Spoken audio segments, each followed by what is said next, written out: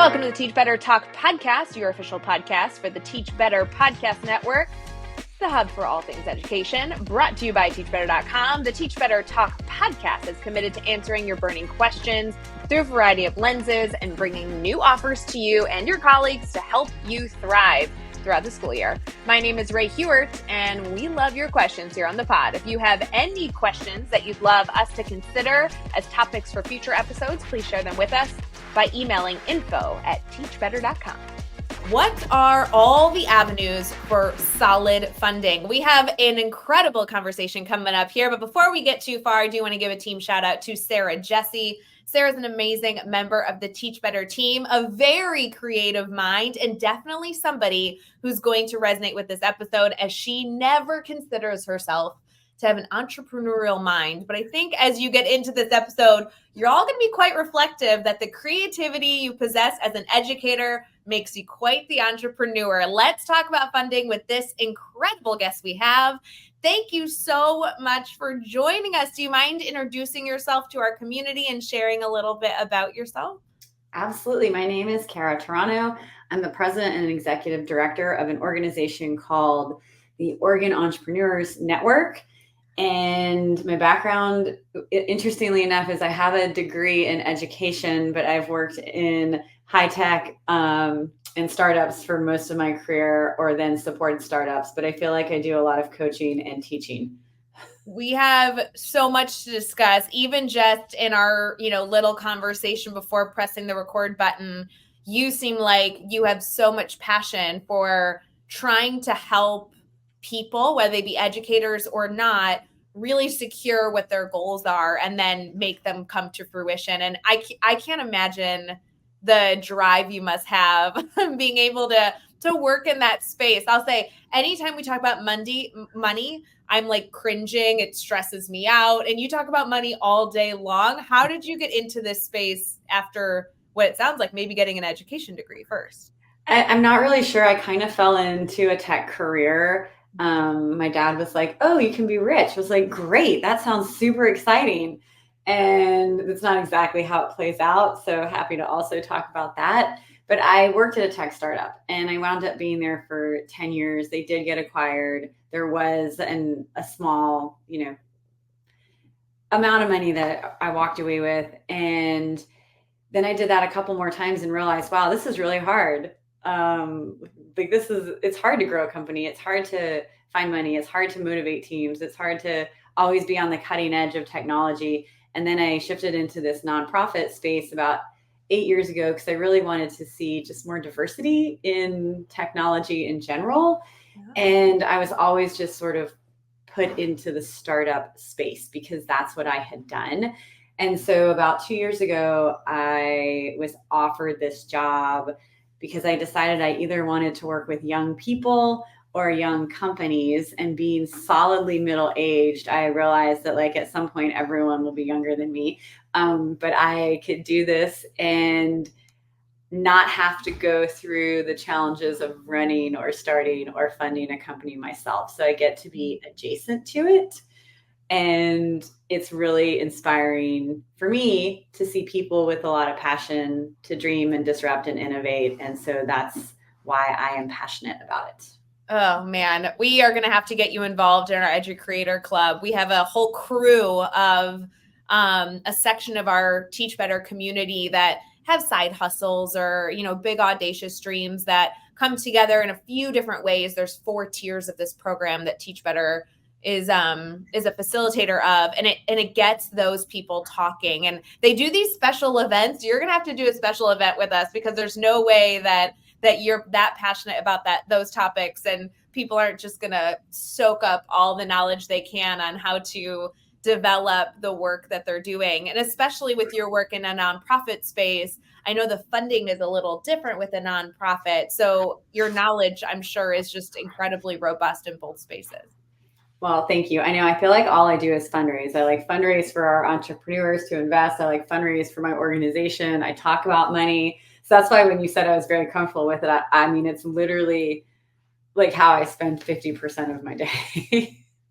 See, I wish maybe even through this conversation or multiple conversations I hope you and I get to have in the future, Fundraising to me, I don't know if it's because I'm a former teacher or what, it sounds like the most annoying thing ever. Like fundraising in a school is either asking parents for money or trying to sell chocolate bars or whatever it is. It's always stressful. It's always a little annoying. It's like that younger sister that's driving you nuts on a long car ride.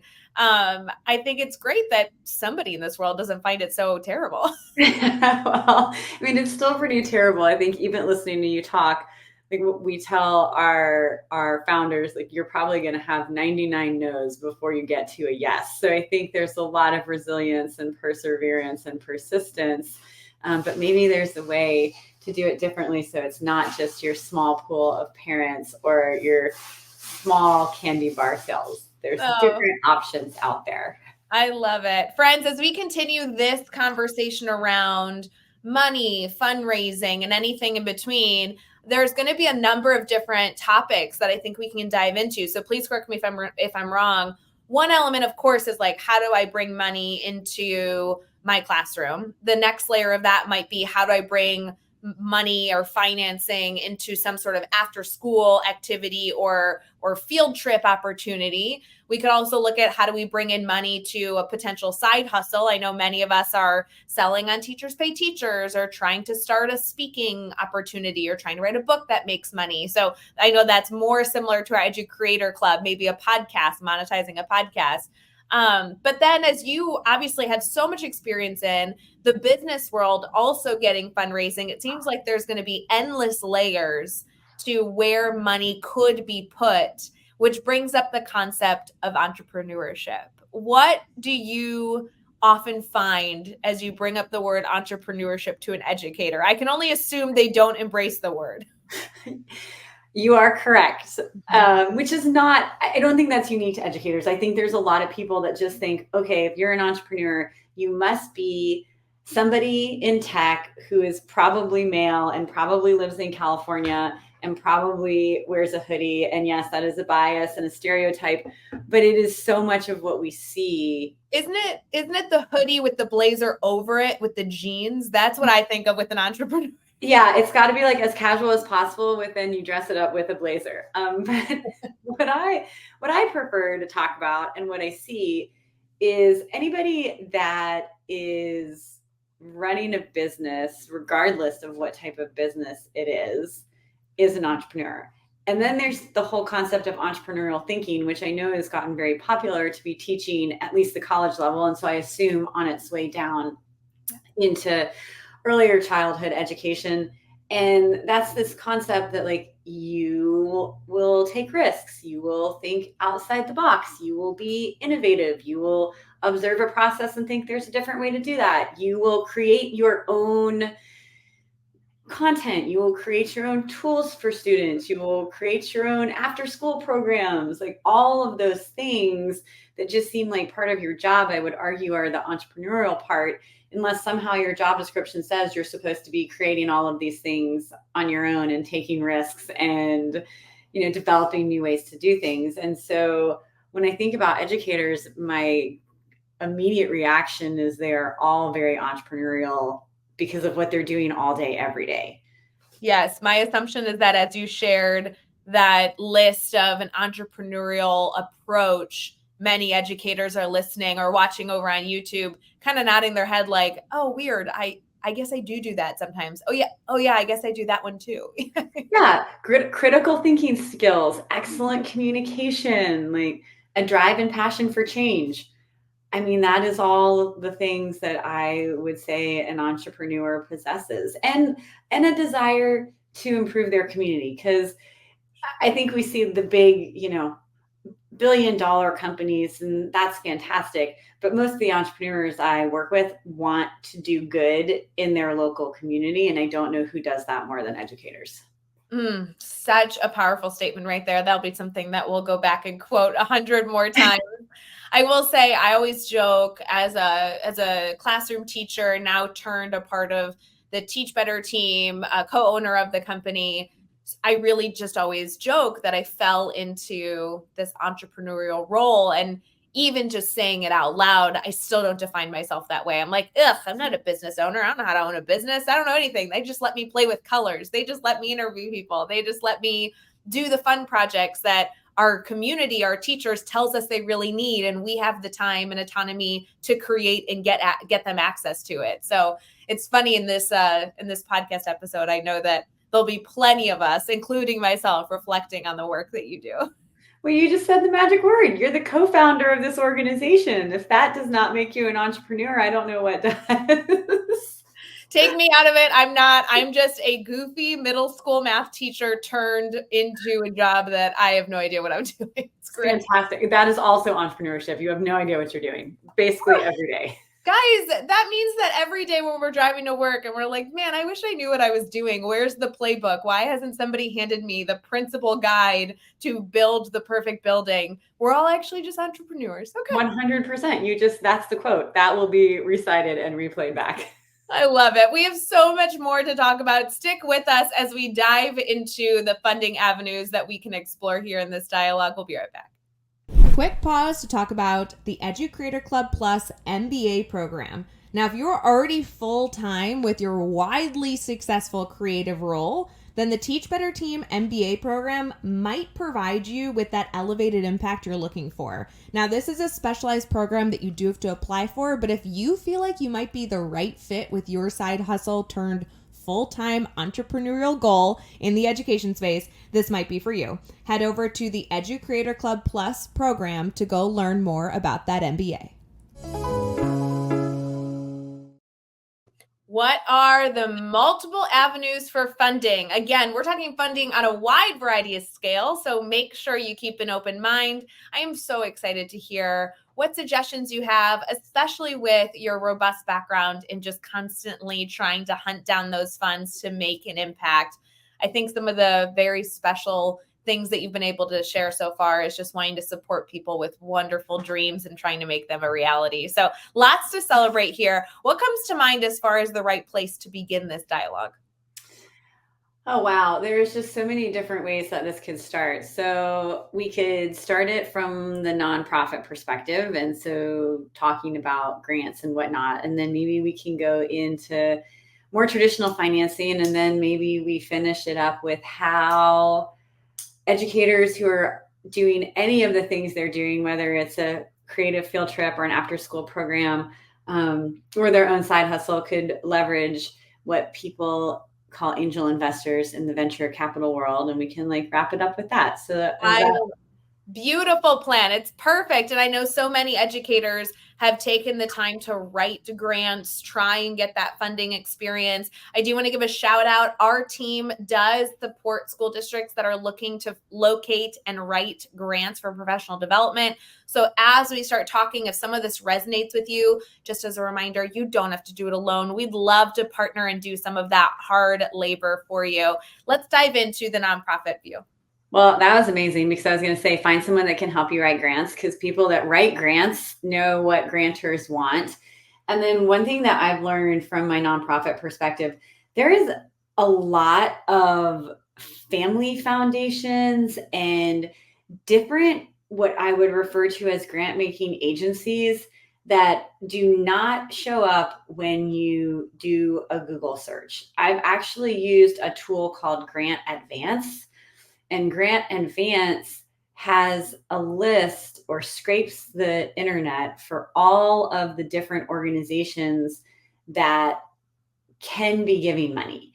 And the ones they encourage you to start with are the ones that don't have the website, because I think our inclination is to always go for the bigger foundations, the trusts, the memorial funds, because they have an online application. But where you're more likely to find $2,500, $5,000, $10,000 is if you can find one of these organizations that literally is like, write me a letter. And that sounds so archaic in this day and age, but this is where the funders are. And so I would highly suggest checking in various grant making or books, organizations. It's not going to come up on a Google search, but who invest in education in your area that may not be who everybody else is going after. So that's part of that creativity and ingenuity from a grant making space. I love this suggestion. It's a great first topic for our dialogue here. If I'm an educator listening and thinking through wanting a grant, what might be expected of me when I am looking and finding, maybe you're right, the community or family that wants me to write a letter? Do they want to know about me as the educator? Do they want to know about my project, my vision? What should I kind of have prepared prior to actually finding the funding and hopefully applying or showing interest in that fund? That's a great question. And I would say this applies to probably all types of funding outside of like traditional banking. The funders are going to want to understand your project and its outcomes. And they are going to then want to know, did their money help achieve those outcomes? And I think that can be really intimidating because you're thinking, okay, well, is my outcome that I'm going to provide nutritional education for 25 kids and that results in, they bring better snacks for the year? Sure. I think that don't try to then turn it into something like, well, I'm going to teach these educational classes to 25 students and 30 years from now their health outcomes are going to be better. Like, make it realistic in terms of what you can accomplish and track, and keep those metrics within your program. That's one like pitfall I see is people are like, okay, I'm going to try to align with, what I think this grant maker wants to hear, but is it really what we're going to be able to do? So it's really this forgiveness or permission to say, keep it small if that's how you want to start, and kind of get your feet wet before maybe you start setting those really ambitious, crazy goals that probably need a lot of vetting to like actually bring to fruition. It's okay to apply to an organization and maybe only have an impact on 25 students, which for so many of us sounds so small. But again, if it's a really targeted strategic outcome, it could be appealing. Absolutely. And if you're not asking for huge amounts of money, I mean, if you're asking for $2.5 million to affect 25 students, that is probably a misalignment. But if you're looking for $2,500 to $5,000, like that is a very different return on investment. So it's a more appetizing grant or gift for someone to give. I love that reminder. That's a great element of permission. So as you get started, start small. Doesn't have to be overwhelming. It should be something that is easily accessible to you if the funds were available, and imagine the impact that you can have and be able to see it right off the bat. I love that example. And starting small eliminates a lot of risk for the grant makers and for you as the person applying for the grant, because you don't need as much. They don't have to give as much. It's just an interesting sort of alignment. I'm sure you find this, and I don't want to take us too off topic, but so many educators, I'm sure, listening to this podcast are thinking, oh my God, $2,500 or $5,000 is an enormous amount of money. Like, totally. Educators are dying for like a box of pencils that cost $6.99. And yet we know, we've talked about this on other episodes of Teach Better Talk. You go to a business and you're like, can I have a box of pens? And they're like, oh yeah, we have 30 boxes of pens in this desk. Here, take 2. And an educator, it's like, oh, right? Like, it's like gold. Yeah. Can you give us maybe a little of your thoughts on that? The concept of asking for money and the value of money seems a little bit different between maybe an educator and a business. I mean, I would say an educator and a nonprofit are more similarly aligned than a business. Yes. Yeah. And I think that's what makes it really challenging is you think you're asking for so much. And I've actually been told by a grant maker from a corporate perspective that I did not ask for enough money. And he made me come back and ask for more. And he's like, what are you actually going to do with $5,000? And I was like, oh, no, stretch it really thin. Like, yeah, get the donated stuff and then, pay somebody's salary, like a portion of it. So there is a misalignment. And I do think that corporations are good at giving things versus money. And so that could be a way to divide up your resourcing strategy if you could find a $2,500 grant or, fundraise for it or crowdsource for it. And then you can augment that with in-kind. In-kind, for some reason, is just easier for corporations and sometimes even people to just digest, because they know that value, that what they're giving you, that $6.99 box of pencils, like that's what it costs, versus, well, if we give you $2,500, like you're buying the $6.99 box of pencils, but then like, where else is that money? Is that going to pay your salary? Like, where does the money go? And so that in-kind ask just protects the company from feeling like they're spending too much, but it is really impactful for the community. And that's also some of the misalignment. Like, they don't understand, to your point, they don't understand the value of that donation in terms of product. So being able to itemize is important. And then just for the clarification of our community here, when you use the term in kind, you're referencing not a financial donation, but a physical object donation. Correct. And so, because there's like tax implications around it, like the corporation may write off that donation as in kind. They didn't give you cash, but there was a $6.99 value to that box of pencils. Love it. So valuable. Good. So as we reflect on the nonprofit, which I know is so similar to a classroom, I really value the note of a website to go to try and find those grants. What's the next level up from that? I would say the next level up from that would be to consider, I mean, if we're still talking in the classroom context, or maybe now like a cool field trip, I would say that there are some interesting 0% crowdsourced loan options, which I share a lot with the folks that I do work with. I work with a lot of people that are starting a food and beverage company, and they don't need a ton of money. They don't need $1 million. And so going into something like a kiva.org or WeFunder's a little bit different.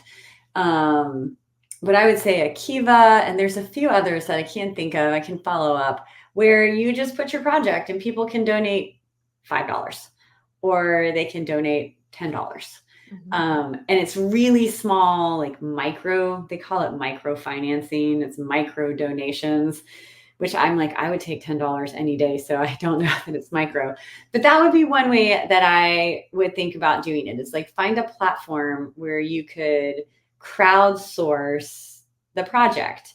I just did one for the Boston Marathon, and I wish I could think of the name of it, but donations roll in and then you can complete your project and that's it.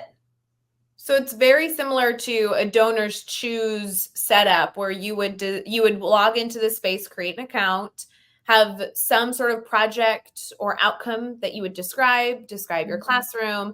And then you're telling me there are these mystical people online that could come and be like, I think Ray has a great idea. Here's $2. And even though I don't know them, that is a step in the right direction for me to achieve something. Correct. The biggest difference would be Donors Choose. You're typically, they purchase the physical items for you, and those items get released to the teacher. This would be something where there would be some sort of financial outcome at the end, so that you could then go purchase things on your own. Correct. Nice. And I think that's a really interesting way to approach it. Yeah. I'm not as familiar in the education space as I am in, obviously, the nonprofit and entrepreneur space, but there is money out there through city, county, state, and federal that is not always easy to track down, but that exists. And I think that has been really eye-opening for me. I think it's probably a blind spot, because you think, okay, I'm an educator, everything is already paid for by tax dollars, like this is the money that we get. But there are pots of money that the federal government is desperate to spend. And I hope that doesn't come across as like sounding wasteful.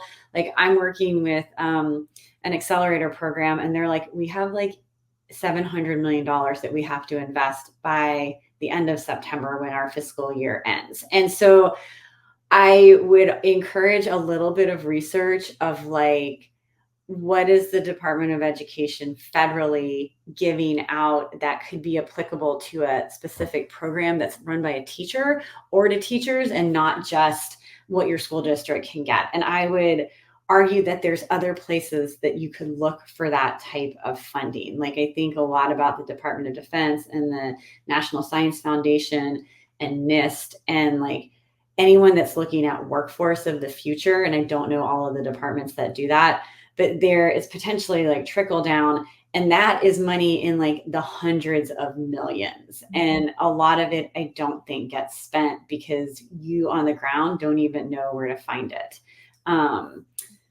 So that would be a suggestion. And then I'll kind of like, this sort of goes into teachers that are also doing a side hustle.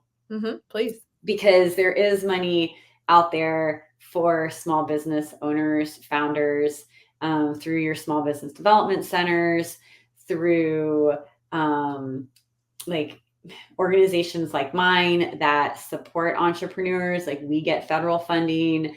We have partners that get federal funding, and we're able to offer business grants and legal support and a variety of other things. And then what I'll kind of wrap up with is, in our entrepreneur world, we talk about getting venture capital or the big investment to help grow your project super, super big. And that doesn't necessarily apply, but your first step when you're pursuing venture capital is to find what's referred to in the community as angels. And angel investors are willing to take on a really high risk, knowing that they may never get paid back. And where I would say those angels are interesting, both as an educator looking to raise money or someone with a side hustle, is they have to be accredited by the SEC to be considered an angel, which means they have a certain amount of liquidity. So in addition to them, investing as a wealth building strategy, they also are high wealth with disposable income for donation and volunteerism. And so I think that the federal stat is that like 15% of households are considered accredited. And so the math is not perfect. But just assume that in your community, wherever it is, there are for every 100 households, 15 of them are either able to be an investor as an actual like SEC defined investor, or have enough money that they should be regularly making a $5,000 donation to something. And so I would just think about anywhere you are in the country, going to an entrepreneurial group or an investor group that hosts a happy hour or a networking event on the weekends, or something that works within a teacher's schedule, and just doing a little bit of that networking. I love to share a story about a woman entrepreneur here who did a co-working space, which very popular prior to the pandemic, and then they sort of fell apart. She opened hers in the fall of 2019 and was really struggling to raise money. And most investors were like, we don't see a good return. Women don't get as much investment money. But she did something really spectacular during the pandemic and hired teachers that were out of work and created school for parents that still had to work at her co-working space. And while that has ended, it really just got her on the radar of a family who thought it was really interesting that she was using her business to support both teachers and families. And so she was able to get an investment from them as an angel to open a second space and be doing family-centric co-working in a different part of the city. And so like that, I think, is just like a compelling story where something that doesn't seem like anyone would care about giving money to it, like really became this success story, because she met the right person with the right amount of resources to want to make that impact. Wow, there is going to be so many questions following this episode. And I hope that as you are listening to the pod today, friends, you are thinking through the questions that you have, because there are so many different resources for you to start this journey. And I'm excited to make sure that we also share contact information and next steps and everything related to this. So stick with us, friends. Don't go anywhere. We're going into our major takeaways.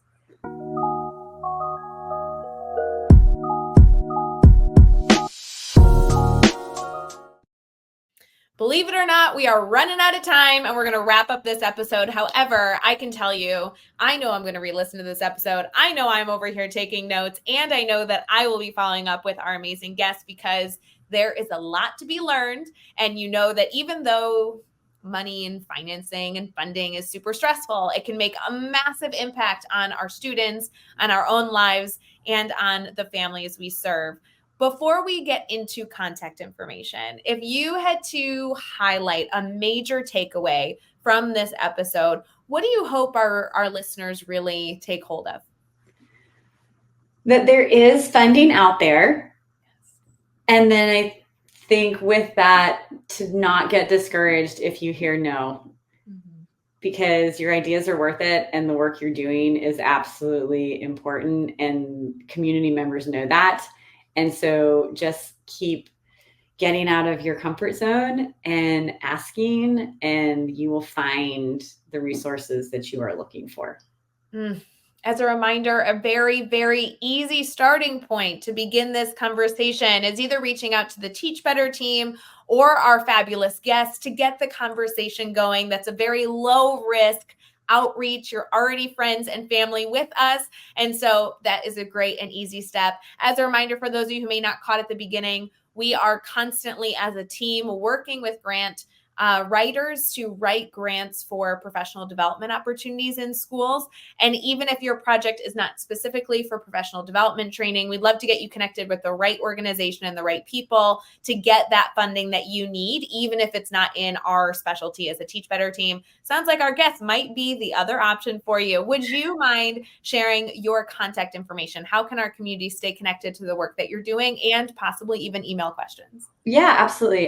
You can email me at Cara Turano, CARATURANO 58 @gmail.com, and I will respond that way. I guess I do have like social media, so it's at Cara Turano PDX is my Instagram, and then I'm on LinkedIn as well, which some people use and some people don't. So that would be it. I'm not cool enough for TikTok, and I don't do X.